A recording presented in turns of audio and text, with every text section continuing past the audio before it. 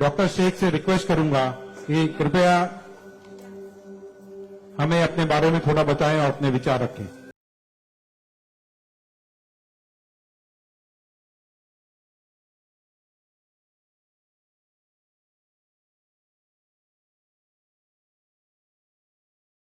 अल्लाह रब्बुल इज़्ज़त की बहुत ज़्यादा शुक्रगुजार हूँ कि उसने मुझे इतनी इज्जत दी और इस मकाम तक पहुंचाया कि मैं अपनी लाइफ के जो फैक्ट्स हैं, जो जर्नी में आपके साथ शेयर कर सकूं। मैं बहुत ज्यादा शुक्रगुजार हूँ भारत विकास परिषद की प्रेसिडेंट सुनील शाह की, और उससे ज्यादा शुक्रगुजार हूँ यहाँ पे हमारे प्यारे डॉक्टर अनिल मुरारका सर की, जिनके सपोर्ट की वजह से हम बहुत सारी जगह पे जाते हैं और लोगों को मोटिवेट करते हैं। और जितना डॉक्टर अनिल मुरारका सर एक डिसेबिलिटी को लेकर जितना कंसर्न है, उतना मैंने किसी को नहीं देखा। तो I really thankful for him for that. 2008 मैंने अपना 10th क्लियर किया था। मैंने टॉप किया था पूरे जोगेश्वरी में विद 92.15% लेकर, और मेरा ख्वाब था कि मैं डॉक्टर बनूं और लोगों को सर्व करूं। मैं मिडिल क्लास से ताल्लुक रखती हूं। मेरे जो अब्बू हैं वो वेजिटेबल वेंडर हैं, तो हमारे घर पे बहुत फाइनेंशियली प्रॉब्लम थी। तो मेरा बस एक ख्वाब था कि मैं डॉक्टर बनूं, लोगों की हेल्प करूं, और उसके लिए मैंने साइंस में एडमिशन लिया। देन 11 साइंस जब मैंने एडमिशन लिया, मेरा कॉलेज बैंड्रा में था और मेरा घर जोगेश्वरी में। मैं रोज लोकल ट्रेन से ट्रैवल करती थी Jogeshwari to Bandra. 7 October 2008 that was the day जब मैं कॉलेज से घर वापस आ रही थी। मेरे सेमेस्टर चल रहे थे उस वक्त, और सुबह 10 बजे का वक्त था। 10 बजे आप सब लोग मुंबई से बिलोंग करते हैं, सबको पता है लोकल ट्रेन में बहुत रश आर होता है। वो ट्रेन जब अंधेरी से निकली, मैं अपनी सीट से उठी और मुझे नेक्स्ट स्टेशन मेरा जोगेश्वरी था, मुझे वहां उतरना था। लेकिन मेरे सीट से उठने और स्टेशन के आने तक के बीच में वो एक लम्हा था जिसमें मेरी पूरी जिंदगी बदल गई। मैं जब सीट से उठी, उसके नेक्स्ट मोमेंट मैंने अपने आप को ट्रेन की पटरियों के नीचे पाया, और जब मेरी आंखें खुली तो वही ट्रेन जिसमें मैं ट्रैवल कर रही थी वो मेरी आंखों के ऊपर से बहुत तेजी से गुजर रही थी। एक लम्हे को लगा कि मैं कोई ख्वाब देख रही हूं, लेकिन जब ट्रेन पूरी तरह से मेरे पैरों से गुजर गई, मैं वहां हेल्पलेस थी। और जब बहुत दूर जाके किसी ने चेन रोकी, वो ट्रेन रुकी, और उस ट्रेन को रुकता हुआ देखकर मुझे एहसास हुआ कि मैं कोई ख्वाब नहीं देख रही हूं, मैं सच में ट्रेन से गिर चुकी हूं, और मैंने अपनी दोनों टांगे उस ट्रेन के पहियों के नीचे आ गई है जिसमें मैं ट्रैवल कर रही हूँ। वो पूरी 12 डब्बे की ट्रेन मेरे पहियों से गुजर गई, किसी ने चेन रोकने की हिम्मत नहीं की। और मैं जब वहां गिरी तो लोगों ने मुझे देखा, और 10-15 मिनट बाद काफी लोग आए, मेरे आसपास खड़े हो गए। मेरे पास सेलफोन नहीं था। मैंने अपनी बैग से उस वक्त डायरी निकाली, मैंने लोगों को फरियाद की, बहुत रिक्वेस्ट की, बहुत रोया वहां पर कि मेरे घर पे एक फोन कॉल करके बता दो कि मैं यहाँ पे हेल्पलेस पड़ी हूँ विथ हेवी ब्लीडिंग, मेरे बचने की कोई चांस नहीं है। एटलीस्ट मेरे घर वालों को पता होना चाहिए कि मैं यहाँ पे इस हालत में हूँ, मुझे लावारिस लाश बन के नहीं मरना है। बट उस वक्त मैं यही कहूंगी कि अल्लाह ताला की मसलहत थी। अल्लाह ताला उस वक्त जो मेरी तकदीर में था, किसी ने मेरी हेल्प नहीं की, और मैं वहां पे 30 मिनट ऑलमोस्ट मैं ट्रैक पर विथ हैवी ब्लीड, मेरे दोनों पैर ट्रेन के पहियों के नीचे आ गए थे। मैं उसी हालत में पड़ी रही और मैं कॉन्शियस थी। मैं बस लोगों के सामने रो रही थी कि मुझे कोई पानी पिला दो, कोई घर वालों को कॉल कर दो, लेकिन किसी ने हेल्प नहीं की। And after 30 minute I got railway help. Then मुझे गवर्नमेंट हॉस्पिटल लेकर जाते हैं, वहां पर भी कुछ ओटी स्ट्राइक होता है, मुझे फौरी ट्रीटमेंट नहीं मिलता है। एंड देन मेरा एक्सीडेंट सुबह 11 बजे होता है, और मुझे 6 बजे जब मेरी फैमिली प्राइवेट हॉस्पिटल लेकर जाती है, then I got treatment. And उसके बाद 16 साल की थी मैं जब मेरे साथ ये एक्सीडेंट हुआ। आप समझ सकते हैं 16 साल की उम्र में 1 मिनट में मेरे 2 पैर कट गए थे, मैं डिसेबल हो गई थी, मैं हेल्पलेस हो गई थी। मैं खुद से उठ नहीं पा रही थी, ना बैठ पा रही थी, ना एक तरफ से दूसरी जगह मूव हो पा रही थी। मैं मेंटली डिसेबल हो गई थी, फिजिकली डिसेबल हो गई थी और फाइनेंशियली कंडीशन भी काफी वीक थी। वो सारी चीजें मेरे दिमाग में चल रही थी और जब लोग मुझे देखने आते थे तो कुछ लोग हमदर्दी में नेगेटिव कमेंट्स भी करते थे कि 16 साल की बच्ची है, 2 पैर खो दिए हैं, सारी जिंदगी माँ बाप के ऊपर बोझ रहेगी, ये जिंदा क्यों है, इससे अच्छा ये मर जाती। ये सारी बातें लोग आके जब मेरे सामने करते तो मेरे जहन में वो सारी बातें चलती कि सीरियसली मुझे अल्लाह ने जिंदा क्यों रखा। जब मुझसे दोनों पैर ही लेने थे 16 साल की उम्र में, मैं खुद से मूव नहीं कर सकती हूँ, मेरी मम्मी को इतना सब कुछ झेलना पड़ रहा है। जिस उम्र में मुझे अम्मी की हेल्प करनी चाहिए उस उम्र में वापस से मम्मी मुझे गोद में उठाकर लेकर जा रही है, वापस से मेरी खिदमतें कर रही हैं। तो मेरी जिंदगी का मकसद क्या है? मुझे दोबारा जिंदगी क्यों दी अल्लाह ने? मैं बहुत शिकायतें करती थी अल्लाह से, मैं बहुत रोती थी, लेकिन उस मुश्किल वक्त में मेरे कॉलेज, मेरे स्कूल टीचर्स और बहुत से ऐसे नेक बंदे भी थे जिन्होंने मुझे हौसला दिया। उनमें सबसे पहले मेरी फैमिली आती है, मेरी बड़ी सिस्टर की फैमिली आती है। मेरी मम्मी ने मुझे एक जुमला कहा जो जिंदगी भर और मैं हर फंक्शन में बोलती हूँ, वो कि बेटा तुम रो मत, तुम्हारे साथ आज जो ये हादसा हुआ है, अल्लाह ने तुमसे सिर्फ 2 पैर लिए हैं, तुम्हारे पास तुम्हारा दिमाग है, तुम इतनी फास्ट ट्रेन से गिरी हो, तुम्हारे सर पे चोट लग सकती थी, तुम्हारी जान जा सकती थी, लेकिन अल्लाह ने सिर्फ तुमसे 2 मामूली पैर लिए हैं। क्या पता फ्यूचर में तुम्हारे लिए बहुत कुछ रखा हो। तब मुझे बातें उनकी समझ नहीं आती थी, लेकिन अल्हम्दुलिल्लाह अल्लाह का लाख लाख शुक्र है कि आज इस मौके पर जब लोग मुझे एज अ इंस्पिरेशन समझते हैं, एक आइडियल करते हैं, तो मुझे समझ में आता है कि मेरी अम्मी सच बोलती थी कि हौसला रखो, सिर्फ 2 टांगे गई है। आज मैं जब अपने प्रोस्थेटिक लेग से चलती हूँ तो लोगों को पता नहीं चलता कि मेरे पास 2 पैर नहीं है, मेरा एक पैर थाइस के पास से नहीं है, दूसरा नी के पास से नहीं है, बट लोगों को ये अंदाजा नहीं होता है। तो बस मेरी अम्मी ने जो एक बात कहा था कि अल्लाह पे यकीन रखो बच्चा, तुम्हारे साथ जो हो रहा है और जो होगा वो सब अल्लाह ने प्लान किया हुआ है, तुम बस हिम्मत मत हारो कभी भी और बस डटे रहो अपने जुनून के पीछे कि तुम्हें डॉक्टर बनना है। तुम्हारी 2 टांगे नहीं तो क्या हुआ, तुम्हारे पास दिमाग है, तुम ज़हीन हो, तुम आगे बढ़ो। और क्या पता तुम आगे लोगों को लोग तुम्हें आइडियलाइज करें इस चीज को लेके। मेरे डॉक्टर संजय कंधारिया, ऑर्थोपेडिक सर्जन, उन्होंने सबसे ज्यादा सपोर्ट किया इस बात को लेकर कि तू डॉक्टर बन।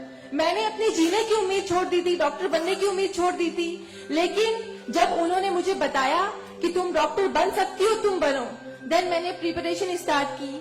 सीईटी कॉमन एंट्रेंस टेस्ट होता है to getting in admission in medical college, मैंने वो क्रैक किया। I got 3rd rank all over Maharashtra in PH quota.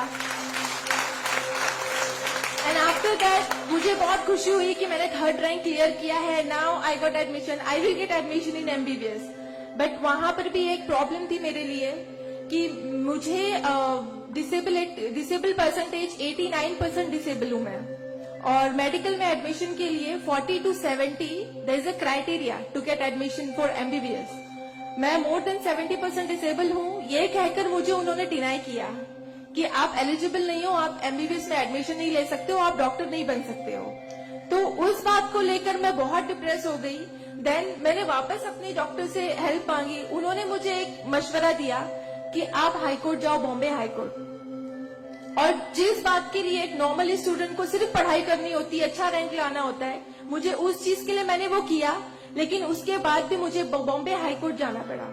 And मैं गई, मैंने अब हार नहीं मानी और मैं गई, बिकॉज वो मेरा हक था, मुझे डॉक्टर बनना था। और जब मैंने वापस अपनी नॉर्मल जिंदगी स्टार्ट की अपने प्रोस्थेटिक लेग से, मैंने आना जाना शुरू किया, अकेले ट्रेन ट्रैवल करना शुरू किया, देन मैंने रियलाइज किया कि मेरे अंदर कोई कमी नहीं है, मैं एक नॉर्मल लड़की हूँ, मेरे पास पैर नहीं तो क्या हुआ, मैं लोगों को सर्व कर सकती हूँ, मेरे अंदर पैशन है डॉक्टर बनने का। तो मैंने वो बस अल्लाह पे यकीन रखा और मैंने ये सोचा कि अगर अल्लाह ने मेरी किस्मत में रखा है डॉक्टर बनना तो मैं जरूर कोर्ट में फाइट करूंगी। एंड देन मैं बॉम्बे हाई कोर्ट गई इन 2011 और वहां पे मेरा केस मोहित शाह, चीफ जस्टिस मोहित शाह ने देखा, उन्होंने मुझे ऑब्जर्व किया, मेरे प्रीवियस स्टडी रिकॉर्ड्स देखे, वो सारी चीजें देखे, और उन्होंने जब मेरा पैशन देखा डॉक्टर बनने का, सर्व करने का, देन उन्होंने मेरे फेवर में फैसला दिया। एंड 2011 अल्लाह का लाख लाख शुक्र है कि मुझे इंडिया के टॉप मोस्ट कॉलेज में एडमिशन मिला, which is Seth GS medical college and KM hospital. Then 2011 में मैंने अपना एमबीबीएस में एडमिशन लिया। वो जर्नी बहुत आसान नहीं थी मेरे लिए, क्योंकि मेरे पास 2 पैर नहीं है, और जब मेरी काउंसलिंग चल रही थी एडमिशन को लेकर, तो काफी जो डॉक्टर्स का पैनल था उन्होंने मुझे बहुत कुछ हकीकत बताई थी कि आपके लिए डॉक्टर फील्ड आसान नहीं है, इसमें पढ़ाई करना 5.5 साल, आपको एक ओपीडी से दूसरी ओपीडी जाना होगा, और तब मैं 2 क्रचेस यूज करती थी मेरे लिए। तो आपके लिए बिल्कुल भी आसान नहीं है, आप हार जाओगे, 1 साल पढ़ोगे, दूसरे साल आप डिनाई कर दोगे, एडमिशन नहीं लोगे, आप गिव अप कर लोगे। लेकिन बस मैंने दिल में ठान लिया था कि मुझे इन्हें गलत साबित करना है, और मुझे लोगों को प्रूव करके दिखाना है कि एक लड़की जो 89% डिसेबल है, जिसे लोग ये कहकर सुनाते थे कि सारी जिंदगी माँ बाप के ऊपर बोझ पर बनी रहेगी, उन्हें प्रूव करना है कि मैं डॉक्टर बन के लोगों को सर्व कर सकती हूँ। और जो मेरे दूसरे डिसेबल भाई बहन हैं, उन्हें भी शो करना है कि after disability, after accident, post accident जो लाइफ होती है वो आप नॉर्मल गुजार सकते हो अपने हौसले की बनिस्बत। तो मैं बस 5.5 साल मैंने बहुत कोशिश की, बहुत दर्द सहे, लेकिन मैंने अल्हम्दुलिल्लाह 2016 में फर्स्ट क्लास से मैंने अपना एमबीबीएस क्लियर किया।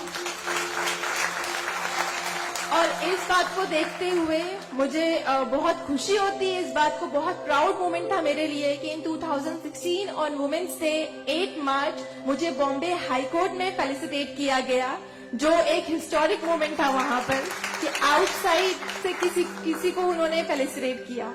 देन उसके बाद मुझे काफी कॉल्स आए एज अ मोटिवेशनल स्पीकर, मुझे काफी अवार्ड्स मिले, और तब मैंने सोचा कि मेरी जर्नी सिर्फ एमबीबीएस तक नहीं है, मुझे लोगों को और प्रूव करना है कि 89% डिसेबल होके अगर मैं एमबीबीएस कर सकती हूँ, तो मुझे मेडिकल फील्ड की हायर डिग्री अचीव करनी है, which is MD, medicine in doctor in medicine.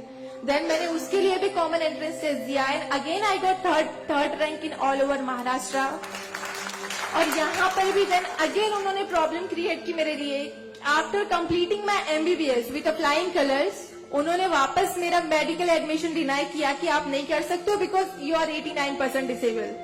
Then मुझे एक बहुत हम्बल इंसान मिले, member of parliament Kirit Somaiya sir, उन्होंने फौरन से मेरी एप्लीकेशन सेंट्रल हेल्थ मिनिस्टर के पास लेकर गए, और वहां से विद इन 2 डेज ये जो क्राइटेरिया है 40 to 70% डिसेबिलिटी का मेडिकल में एडमिशन के लिए, this is a 20 years old clause, और विद इन 2 डेज ये क्लॉज चेंज करवाया उन्होंने बिकॉज ऑफ माई एप्लीकेशन। वो क्लॉज चेंज होके बस ये है कि मिनिमम 40% क्राइटेरिया है, और मोर देन 70% जो भी डिसेबल हैगा they will get admission in medical field. तो मेरी जो जर्नी थी यहाँ तक की, और उसके बाद मैंने रिसेंटली 2019 में मैंने एमडी में एडमिशन लिया, और with same college Seth GS medical college in KM hospital, और मैं अभी रिसेंटली फर्स्ट ईयर रेसिडेंट हूँ एमडी पैथोलॉजी में। मेरी जो यहाँ तक की जर्नी है, मैंने बहुत अच्छे से तो नहीं बताया आपको, लेकिन बहुत सारी बातें मिस है इसमें बिकॉज मेरे पास टाइम नहीं है, आप लोगों को भी लेट हो रहा है। लेकिन ये सारी जो मेरी जर्नी है, ये सब बताने का मकसद यही है आप लोगों को कि जिंदगी में देखो चाहे कुछ भी प्रॉब्लम आए, बिकॉज मेरी लाइफ में मुझे लगता है कि सारी प्रॉब्लम्स थी, फाइनेंशियल प्रॉब्लम्स थी, फिजिकल प्रॉब्लम थी, मेंटल प्रॉब्लम थी, सारे ऑड्स थी मेरी लाइफ में, लेकिन मैंने बस 2 चीजें ध्यान में रखी। एक तो मेरी अम्मी की बात की अल्लाह पर यकीन रखो, अल्लाह अपने बंदों से 70 माओं से ज्यादा प्यार करता है। एक माँ हमारी छोटे से दर्द को बर्दाश्त नहीं कर सकती, वो तो 70 माओं से ज्यादा प्यार करता है, तो हमें दर्द में कैसे रख सकता है वो, तो उसने जरूर कुछ अच्छा रखा है हमारे लिए। अगर छोटी सी प्रॉब्लम आई जिंदगी में तो उससे हार नहीं मानो, उससे लड़ना सीखो, हमेशा अपना हौसला जिंदा रखो, बिकॉज आपके पास अगर हौसला है तो आपकी लिए जिंदगी जीने की उमंग रहेगी, बिकॉज बगैर हौसले के कोई जिंदगी नहीं जी सकता। तो आप लोग प्लीज, अगर छोटी से छोटी प्रॉब्लम भी आए, कोई भी परेशानी आए, आप लोग लड़ना सीखिए और जिंदगी जीना सीखिए। बिकॉज मेरे एक्सीडेंट के बाद मुझे लगा मैं इतनी सारी कोशिशें नहीं करती तो मैं आज यहाँ पर खड़ी होके एज अ डॉक्टर आप लोगों से इंटरेक्ट नहीं हो रही होती। तो बस कभी भी हार मत मानिए। और ये एक शेर है आप सबके लिए, हौसले की तुर्कश में कोशिश का वो तीर जिंदा रख। तरकश मतलब जिसमें तीर रखते हैं। हौसले की तरकश में कोशिश का वो तीर जिंदा रख। हार चाहे जिंदगी में सब कुछ, हार जा चाहे जिंदगी में सब कुछ, मगर फिर भी जीतने की उम्मीद जिंदा रख। Thank you so much, thank you all of you मुझे इतने अच्छे से सुनने के लिए। और मैं बहुत ज्यादा थैंकफुल हूँ डॉक्टर अनिल सर की और भारत विकास परिषद की कि उन्होंने मुझे इतना सुनहरा मौका दिया आप लोगों से इंटरैक्ट का। Thank you. धन्यवाद।